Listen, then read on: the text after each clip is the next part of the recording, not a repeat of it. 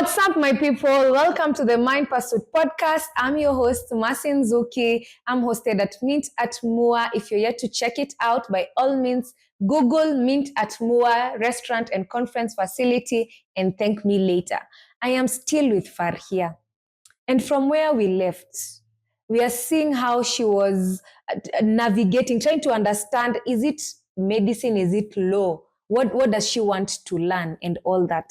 Now we are taking a deep dive into her experience. If you can relate with her experience, and if you've not watched, because you can't relate if you've not watched the previous episode, pause on this, go to the previous episode, watch it, and then now come here and tell us if you can relate.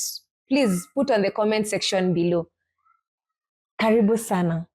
So tell us about, wow, shift from now medicine to law.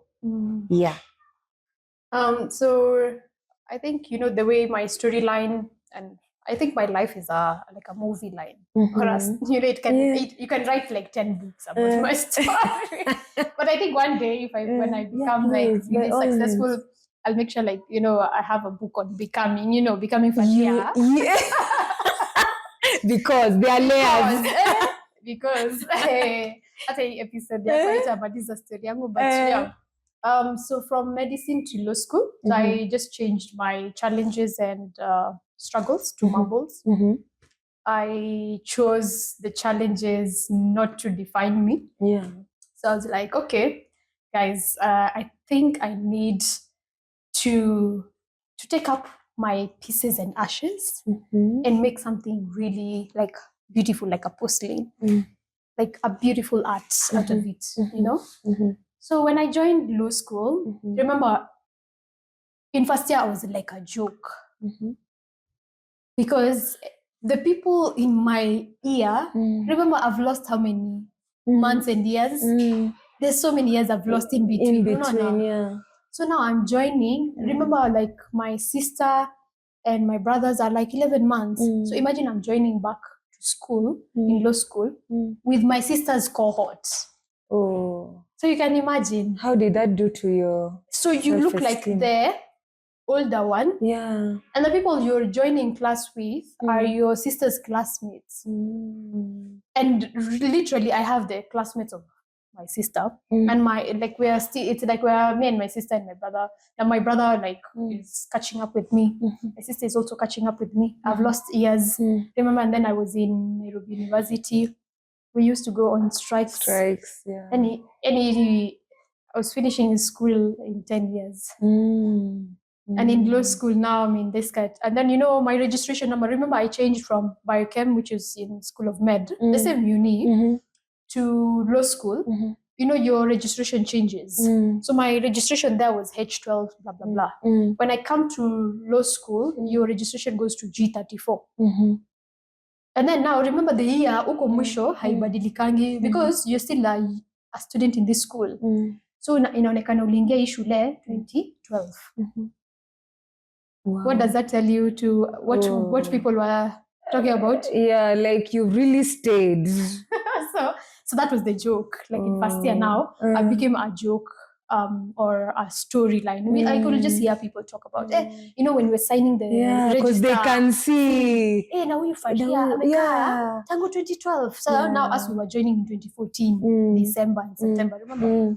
So that is like 2 years. Yeah. So I could just hear the jokes. So I spent most of the time. And even my friend was like, oh, how come? So they can't ask you directly. They whisper. So they whispers, you hear, kwa crowd hapo, unajua, ni kama amerepeat. Nikamwambia, you don't know my struggle. So as you laugh at me, I moved from med school to law school. So kama unaona nimerepeat, yeah?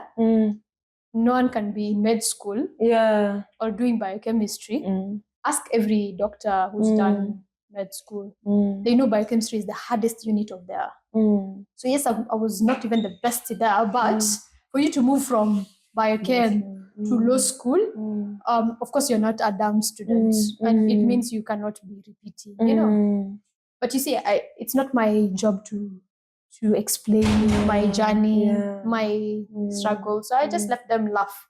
So now I was like, let's compete now. Let's meet at the examination room. So did you use that as a motivation? Them talking? Yeah. The whispers, the laugh, the jokes. And remember, mine, it's not about law school. You know where I've come from. And remember, I promised my parents that, no retreat, no surrender. So there's that statement is lingering. There's no way I'm going to pay my fees of a certain unit for failing. So I just slept in the library. So my storyline was now back to back. People know me for the library girl. Like they will always find me in the library, morning, evening, journey, back at 7 p.m., 8 p.m. My mom will be like, why is she not coming home?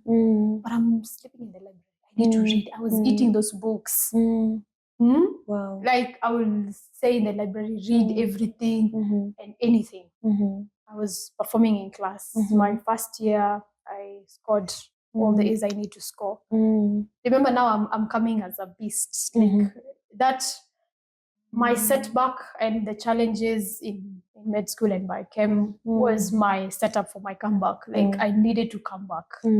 And it doesn't matter where you're coming back hard.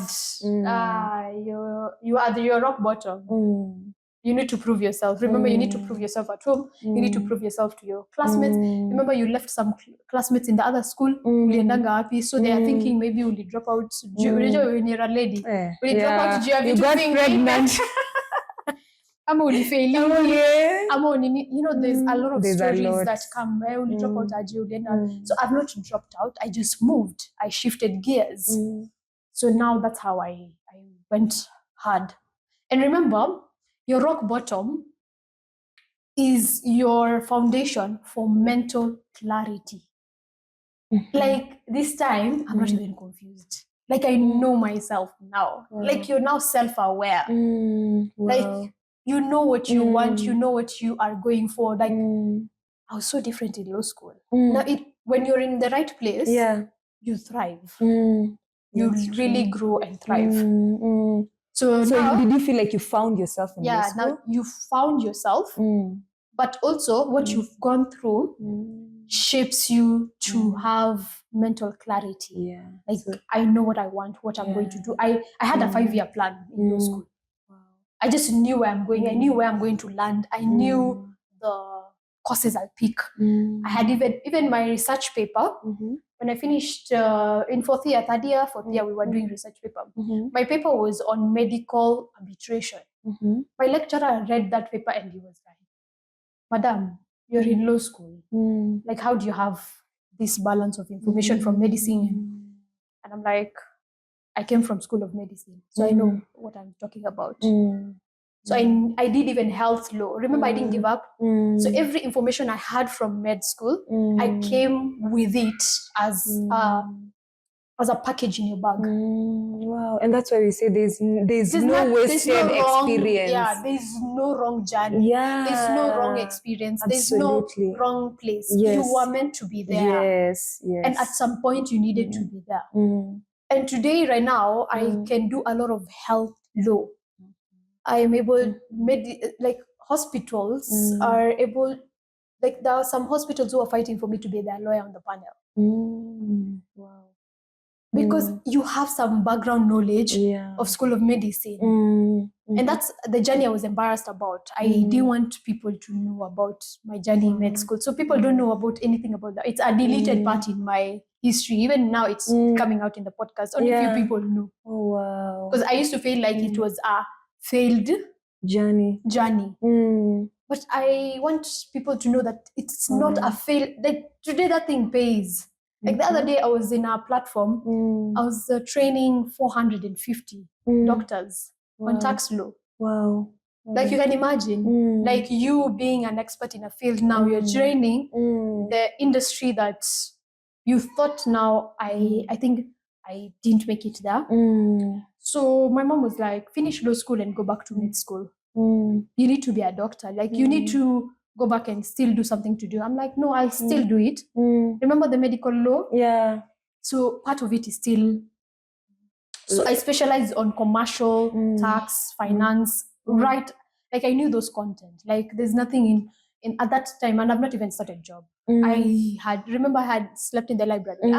Those content was, You it was knew the fingertips. contents. Yeah. Like you will come to me and I know those things. Yeah. And I love my job. I love it. Because I am who I am and I'm holistic. Like I'm not I was able to experience every part of me. And so that's why even when looking for a job, I wanted a job that appreciates all my talents, my skills. Remember the SKAT? My skills, all my knowledge, yeah, attitude. Yeah. Even right now I'm moving on a very clear path, confident stage. Like those things are not. So that's how I moved into the career path. So I knew from first year I had applied for opportunities. I was working in law school. I was doing everything. Remember, I felt like I'm so delayed in time and I need to rush. And that's why I became who I am at a young age. Wow. Because I felt like I am missing out. You know, I'm 2 years behind. I've been in school for like 10 years, guys. I need to. But when I was rushing, I didn't know I'm still right on time, and I've arrived way earlier than my age. And people are like, kwani ulisomanga shule lini? Ulisoma hizi vitu yote lini? Sangapi? So that's how I became a lawyer. I finished law school. Became the first world public speaker. I became I went international market that time when we were meeting. Yeah. And I remember I was making a joke that I want to go to build Africa and move whatever I'm doing to a global space. And so that's exactly, I was on a mission now. You manifested it. I manifest, and whatever you say, I believe in the power of the mouth. Whatever you say is actually what you become. So if today you will say you're going to be the best footballer, the best, trust me, you will become. Yeah, for sure. And remember now my self-esteem was good. I'm self-aware. I have all the biggest asset you have in life is mental clarity. Absolutely. Like you not knowing what you want, how you want it, where you want it, makes you settle for everything that comes your way. For me, I will be so vocal about saying, I'm not going, remember, I had gone through all that, so I'm not here to make any further mistakes. I know where I'm going, what I want, and I'm not willing to pick up anything and everything. So there's some jobs I was rejecting. I wasn't applying for jobs, by the way, because I knew that's not what I want. It doesn't bring me happiness. So people are built differently. I knew I was going to be an innovator, a creative, unconventional person. I'll take an unconventional path. I wanted all my talents to be used. Remember, I fought so hard to discover myself. I fought so hard to know who I am. I fought so hard to discover every bit about myself. So I wanted a job place that would nurture and use every skill that I have, every knowledge I have. Wow. And I wasn't going to settle for less. Wow. And I was willing to say no. Oh, and no is a complete sentence. It's a complete sentence, and it's a rejuvenating path for you because you're taking care of your mental health and well-being. You're also taking care of your peace. You're also happy in what you do. Like I love my job. So when I tell people I go to school, like people ask me, how do you juggle all this together? Like you're a lawyer, I'm a lecturer in the morning, I go to court in the day, then I'm a businesswoman in the evening, and then they ask me, okay, how are you juggling all that? I'm like, it's just time management. It's just time management, and then it's loving your job.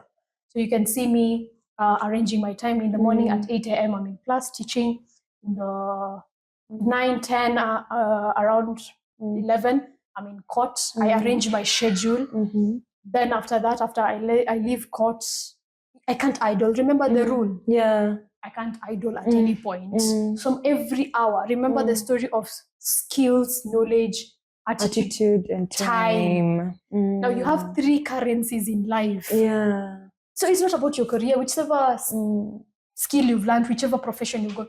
There's one thing that people don't know. You only have 3 currencies in life, whether you're a young person, old person.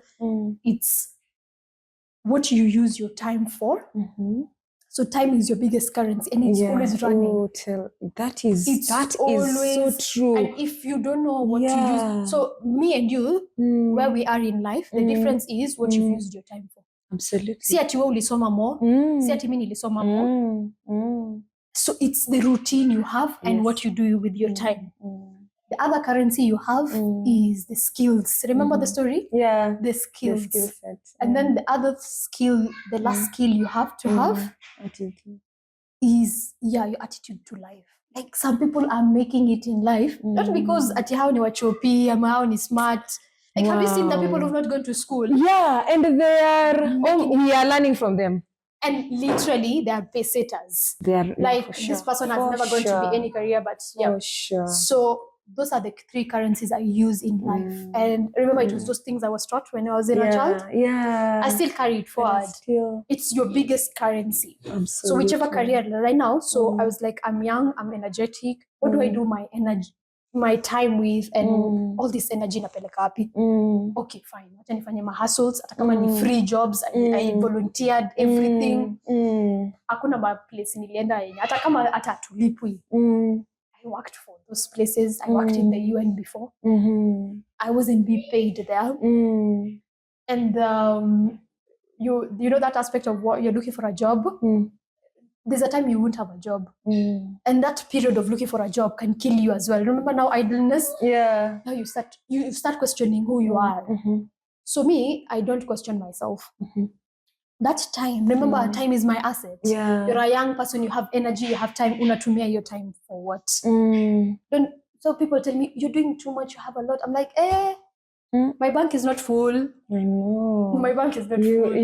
Wow. And let me tell you, even me, I can relate with that because I'm like, I need sources of revenue. I need to be sources. Yes, a wealthy woman. And not even wealthy. If you're living in our generation today, you will work 10 times harder than your parents. Whatever was enough for our parents is not enough for you, mama. It's not enough. Ooh. Unpack that for yes, please unpack. You know, people say, oh yeah, I'm a doctor, I'm a lawyer, so I have enough money. Which enough money?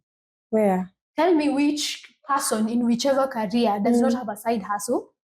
Go to Europe. Why do people have like 3 or 4 income streams? Because the economy is going on a Inflation is killing people. Absolutely. Economy is going on a downturn. Taxes are increasing. So you need every lifestyle of yours needs an income stream. So if you don't wake up and you're watching this show, wake up.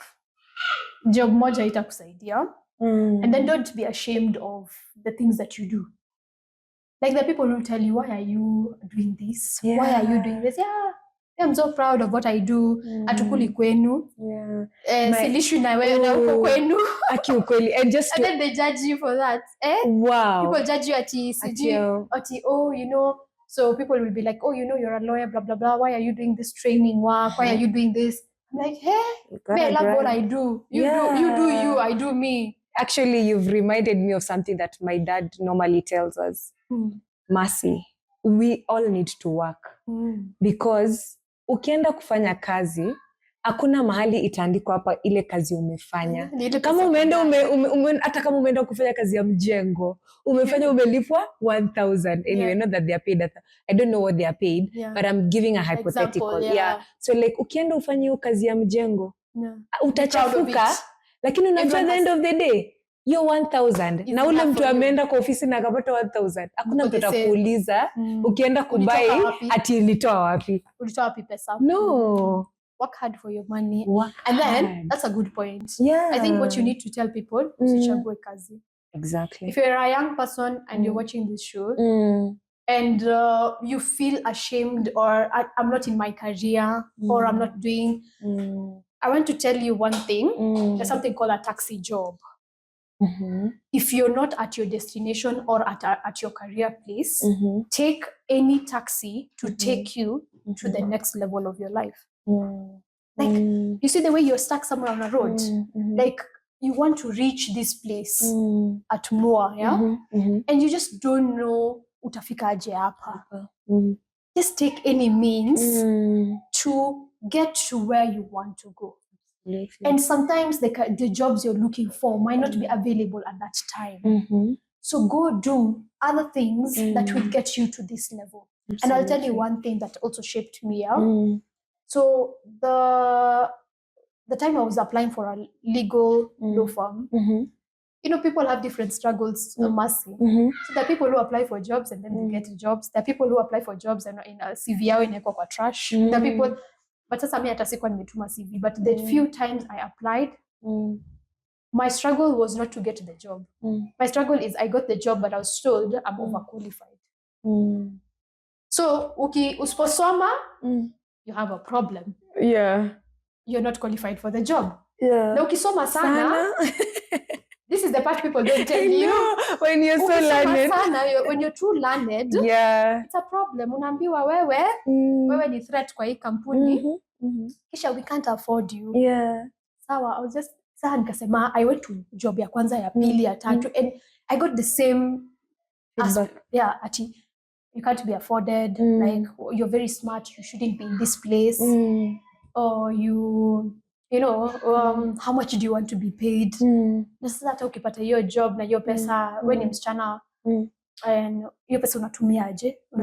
Yani hiyo pesa unatumia kwa nini? You know, those kind of questions. Yeah. Like, when a guy applies for the same job, hata ulizwa pesa yake inaendanga wapi? Lakini you as a lady, you apply for the job.